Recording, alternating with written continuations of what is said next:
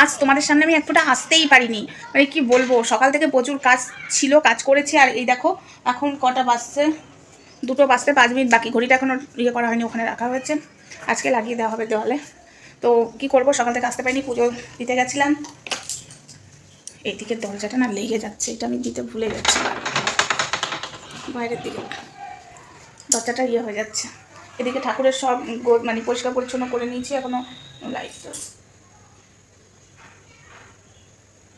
খুব ডিস্টার্ব করছে। এটাকে গুছিয়েছি, সব দেখাবো তোমাদের। এখন রান্না চাপালাম এসে। আজকে কিছুই হবে না, ভাত হবে, ডাল, আলু সেদ্ধ, বেগুন ভাজা। আবার এই যে ড্রেস ছাড়বো না, এই ড্রেস করেই বেরিয়ে যাব, প্রচুর কাজের চাপ।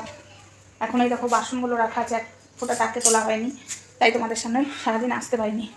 আর বাইরে দেখো জামা কাপড় প্রচুর কাঁচা আছে, তো একটু ভেতরে বসি,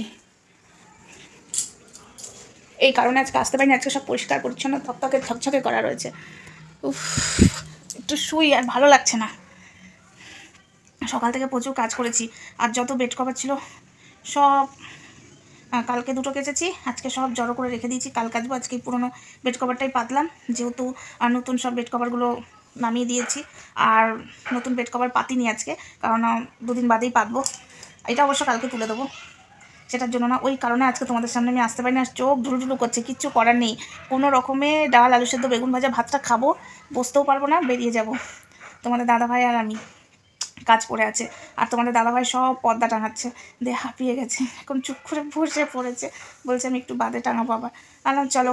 যাই হোক, এইটুকুই বলার ছিল। আজকে পারলে লাইভে আসবো, কথা দিতে পারছি না আসতে পারবো কিনা জানি না, যদি টাইম পাই অবশ্যই লাইভে আসবো। আর আমার কিছু কথা আছে তোমাদের সাথে, সেটা শেয়ার করার খুব ইচ্ছা আছে আজকে, কিন্তু যদি পারি তবেই। তো চলো, পরে দেখা হচ্ছে, টাটা।